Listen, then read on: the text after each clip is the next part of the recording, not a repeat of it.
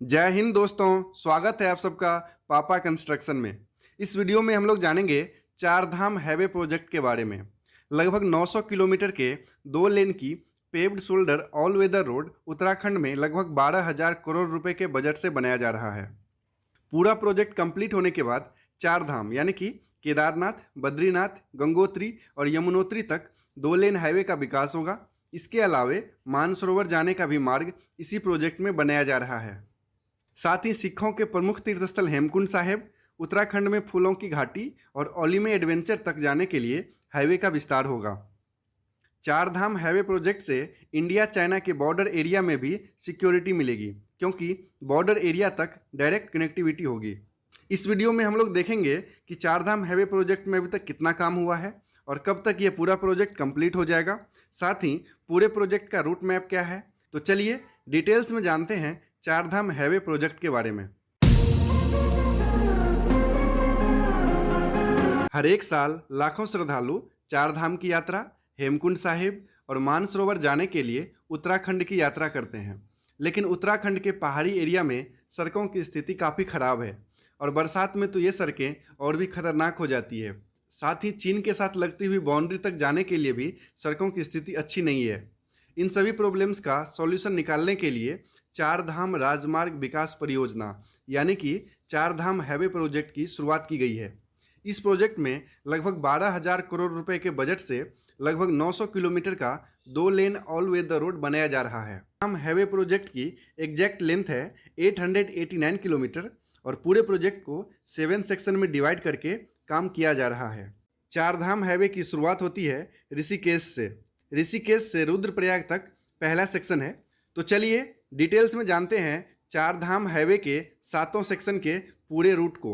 चार धाम highway project का पहला सेक्शन है ऋषिकेश से रुद्रप्रयाग। ऋषिकेश से रुद्रप्रयाग सेक्शन की टोटल लंबाई 140 किलोमीटर है, जिसमें 2,166 करोड़ रुपए के बजट से NH 58 को अपग्रेड किया जाएगा। दूसरा सेक्शन है रुद्रप्रयाग से बद्रीनाथ। बद्रीनाथ यानी कि माना तक NH 58 को अपग्रेड किया जाएगा, जिसकी टोटल लंबाई होगी 160 किलोमीटर और इस प्रोजेक्ट में 1,542 करोड़ रुपए खर्च होंगे। तीसरा सेक्शन है रुद्रप्रयाग से गौरीकुंड यानी कि केदारनाथ। रुद्रप्रयाग से गौरीकुंड तक की टोटल लेंथ 76 किलोमीटर है और इस प्रोजेक्ट में 1,106 करोड़ रुपए खर्च होंगे। इसमें NH 109 को अपग्रेड किया जाएगा। चौथा सेक्शन है ऋषिकेश से धरासू। ऋषिकेश से धरासू सेक्शन की टोटल लंबाई 144 किलोमीटर है और इसे 1,627 करोड़ रुपए के बजट से NH 94 को अपग्रेड किया जाएगा। अगला सेक्शन है धरासू से गंगोत्री। धरासू से गंगोत्री सेक्शन की टोटल लंबाई 95 किलोमीटर है। इसमें NH 94 को अपग्रेड किया जाएगा 1,920 करोड़ रुपए के बजट से। चार धाम हाईवे प्रोजेक्ट का छठा सेक्शन है धारासू से यमुनोत्री। धारासू से यमुनोत्री सेक्शन की टोटल लंबाई 124 किलोमीटर है, जिसे 2,089 करोड़ रुपए के बजट से अपग्रेड किया जाएगा NH 109 को। चार धाम हाईवे प्रोजेक्ट का लास्ट सेक्शन है टनकपुर से पिथौरागढ़। टनकपुर से पिथौरागढ़ सेक्शन की टोटल लंबाई 148 किलोमीटर है। इसमें NH 125 को अपग्रेड किया जाएगा लगभग 1,557 करोड़ रुपए के बजट से। चार धाम हाईवे प्रोजेक्ट में टोटल 132 पुल बनाए जाएंगे, जिसमें से 25 मेगा ब्रिजेज होंगे जो हाई फ्लड लेवल को झेल सकती है। इसके अलावे इस प्रोजेक्ट में 3,889 कलवर्ट्स बनाए जाएंगे। साथ ही कई जगह रिवर प्रोटेक्शन वॉल भी बनाया जाएगा। 13 शहरों से होकर चार धाम हाईवे क्रॉस करेगी, तो इन सभी शहरों में बाईपास बनाया जा रहा है और जहां जहां पर लैंडस्लाइड का खतरा है वहां पर स्टील जाली, स्क्वायर मेश या जियो सिंथेटिक ट्रीटमेंट जैसे टेक्निक से लैंडस्लाइड को रोका जाएगा।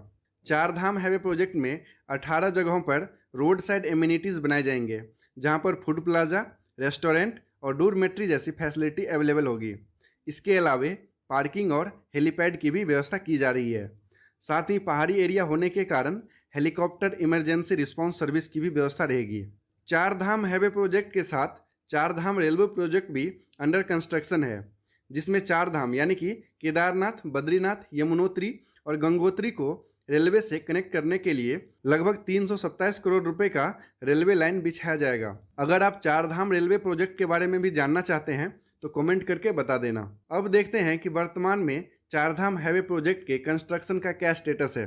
चार धाम हाईवे प्रोजेक्ट की टोटल लंबाई 889 किलोमीटर है और इस पूरे प्रोजेक्ट को 7 सेक्शन में डिवाइड किया गया है। फिर इस 7 सेक्शन को 53 पैकेज में डिवाइड करके काम किया जा रहा है। फरवरी 2020 में उत्तराखंड के स्टेट गवर्नमेंट ऑफिशियल के द्वारा बताया गया था कि 889 किलोमीटर में से 250 किलोमीटर के एरिया में रोड कंप्लीट हो गया है, जबकि 400 किलोमीटर के एरिया में रोड के वाइडनिंग का काम प्रोग्रेस में है। और फरवरी 2020 तक 4000 करोड़ रुपए से ज़्यादा इस प्रोजेक्ट में खर्च हो चुका है। बाकी का 239 किलोमीटर का एरिया इको सेंसिटिव जोन में है, जहां फरवरी तक काम स्टार्ट नहीं हुआ था। क्या होता है इको सेंसिटिव जोन और इस प्रोजेक्ट में क्या क्या इन्वायरमेंटल इशूज हैं, इसको हम लोग डिटेल्स में आगे देखेंगे। 25 मई 2020 को NH94 यानी कि ऋषिकेश से धारासू सेक्शन में चंबा सिटी के नीचे चंबा टनल को बना लिया गया और अक्टूबर 2020 से चंबा टनल से ट्रैफिक का भी मूवमेंट स्टार्ट हो जाएगा। चंबा टनल की टोटल लंबाई 440 मीटर है और 88 करोड़ रुपए के बजट से चंबा टनल के अलावे 6 किलोमीटर का कनेक्टिंग रोड भी बन रहा है। ऑस्ट्रेलियन टेक्नोलॉजी से चंबा टनल का कंस्ट्रक्शन किया गया है और आपको बता दूं कि BRO यानी कि बॉर्डर रोड ऑर्गेनाइजेशन ने इस टनल का काम कंप्लीट किया है। 21 फरवरी 2020 को transport and highway minister VK Singh ji के द्वारा पूरे प्रोजेक्ट को रिव्यू करने के बाद बताया गया था कि हरिद्वार में होने वाले 2021 में कुंभ मेले से पहले चार धाम हाईवे प्रोजेक्ट का ज़्यादातर हिस्सा कंप्लीट हो जाएगा। लेकिन फरवरी 2020 में कोरोना महामारी का असर इंडिया में नहीं था, इसीलिए अब यह भी नहीं कहा जा सकता है कि अगले साल हरिद्वार में कुंभ मेले का आयोजन होगा या नहीं। लेकिन कोरोना महामारी के कारण पहले से ऑलरेडी डिले इस प्रोजेक्ट में काफ़ी डिले होने की संभावना है। चार धाम हाईवे प्रोजेक्ट को कंप्लीट करने का डेडलाइन अभी तक 3 बार बढ़ाया जा चुका है और इसका सबसे बड़ा कारण है इन्वायरमेंटल इशूज। कई सारे इन्वायरमेंटल एक्सपर्ट का मानना है कि चार धाम हाईवे प्रोजेक्ट के लिए 25,000 से ज़्यादा पेड़ काटे गए हैं। साथ ही पहाड़ को काट कर रास्ते निकाले जा रहे हैं। साथ ही रोड कंस्ट्रक्शन के कारण धूल और प्रदूषण का लेवल बढ़ गया है। इसके अलावा ये भी आरोप लगा था कि सड़क निर्माण का मलबा बड़े पैमाने पर नदियों में डंप किया जा रहा है। इसके विरोध में कई सारे NGO, इन्वायरमेंटल एक्टिविस्ट और फिर NGT यानी कि नेशनल ग्रीन ट्रिब्यूनल की भी एंट्री होती है इस प्रोजेक्ट में। इसके बाद NGT के द्वारा सेंट्रल गवर्नमेंट को नोटिस भेजा जाता है कि चारधाम हाईवे प्रोजेक्ट से इस एरिया के इन्वायरमेंट पर क्या असर पड़ेगा। चारधाम हाईवे प्रोजेक्ट भागीरथी घाटी में इको सेंसिटिव जोन से क्रॉस करेगी, जिस कारण इकोसिस्टम को पूरा खतरा है। NGT के नोटिस के जवाब में ट्रांसपोर्ट एंड हाईवे मिनिस्ट्री के द्वारा बताया गया था कि इस प्रोजेक्ट के लिए कोई भी अनाप शनाप पेड़ नहीं काटा गया है और राष्ट्र हित में ये प्रोजेक्ट जरूरी है और चीन के बॉर्डर एरिया में सड़कों को चौड़ा करने में देश का सामरिक हित भी जुड़ा है। नोटिस के जवाब में ये भी बताया गया था कि इस प्रोजेक्ट के लिए इन्वायरमेंटल क्लियरेंस की भी ज़रूरत नहीं है, क्योंकि इस प्रोजेक्ट को 53 सेक्शन में डिवाइड करके काम किया जा रहा है और किसी भी सेक्शन की लंबाई 100 किलोमीटर से ज़्यादा नहीं है। साथ ही इन्वायरमेंटल एक्टिविस्ट का ये आरोप था कि जानबूझकर इस प्रोजेक्ट में पैकेज को ज़्यादा से ज़्यादा बढ़ा दिया गया है ताकि मनमाने तरीके से काम किया जा सके। फिर ये मामला पहुंचता है सुप्रीम कोर्ट। सुप्रीम कोर्ट के निर्देश पर इस प्रोजेक्ट का सर्वे करने के लिए इन्वायरमेंटल एक्सपर्ट की एक टीम बनाई जाती है और रवि चोपड़ा की अध्यक्षता में एक कमेटी का गठन होता है। फिर इस कमेटी के द्वारा सर्वे करने के बाद इस प्रोजेक्ट को क्लियरेंस मिल गया है और अब चारधाम हाईवे प्रोजेक्ट के विकास में सभी तरह की बाधाएं दूर है। इस प्रोजेक्ट के लिए सभी क्लियरेंस मिल गया है, तो अब उम्मीद है कि जल्द से जल्द ये पूरा प्रोजेक्ट कंप्लीट हो जाएगा। तो अब इस प्रोजेक्ट को कंप्लीट करने का नया डेडलाइन दिया गया है दिसंबर 2022। दिसंबर 2022 तक चारधाम हाईवे प्रोजेक्ट पूरी तरह से कंप्लीट हो जाएगा। अब देखते हैं कि चारधाम हाईवे प्रोजेक्ट से इस एरिया के लोगों को क्या फ़ायदा मिलेगा। चारधाम हाईवे प्रोजेक्ट के बनने के बाद टूरिस्ट की संख्या में काफ़ी बढ़ोतरी होगी, क्योंकि इस हाईवे के बनने के बाद टूरिस्ट और यहाँ आने वाले श्रद्धालुओं को काफ़ी ज़्यादा फैसिलिटी मिलेगी, जिस कारण से इस एरिया में टूरिज्म सेक्टर का डेवलपमेंट होगा। अच्छी रोड कनेक्टिविटी होने के साथ एक्सीडेंट में काफ़ी कमी आएगी और यात्रा काफ़ी सुरक्षित होगा।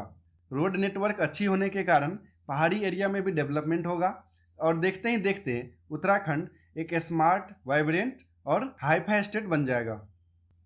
हाईवे के किनारे इंफ्रास्ट्रक्चर डेवलपमेंट होगा, जिससे काफ़ी संख्या में नए जॉब्स क्रिएट होंगे, जिससे गरीबी दूर होगी। यात्रा का समय पहले की तुलना में लगभग आधा हो जाएगा। साथ ही चीन के बॉर्डर के एरिया में कनेक्टिविटी अच्छी होगी। ये सभी दावे हैं सरकार के द्वारा इस प्रोजेक्ट के सपोर्ट में। लेकिन इस प्रोजेक्ट का विरोध करने वालों का कहना है कि मैदानी एरिया की तरह पहाड़ी एरिया में हाई स्पीड रोड बनाने की कोई ज़रूरत नहीं है। साथ ही वाहनों की भीड़, डीजल पेट्रोल का प्रदूषण और प्लास्टिक भी हिमालय को तबाह कर देगा। यहाँ का इकोसिस्टम खराब होगा, इसका हमारे इन्वायरमेंट पर असर पड़ेगा। इस प्रोजेक्ट के बारे में आपकी क्या राय है? क्या ये हाईवे बनने से पहाड़ी एरिया में डेवलपमेंट होगा या फिर पहाड़ी एरिया में ये हाईवे विनाशकारी साबित होगा? आप कमेंट करके ज़रूर बताना। साथ ही अगर आप किसी और टॉपिक पर वीडियो देखना चाहते हैं तो भी कमेंट करके बता देना। अगर ये वीडियो अच्छा लगा तो प्लीज़ लाइक कीजिए, दूसरों के साथ भी शेयर कीजिए और इसी तरह की वीडियो देखने के लिए इस चैनल पापा कंस्ट्रक्शन को सब्सक्राइब कर दीजिए। Thank you.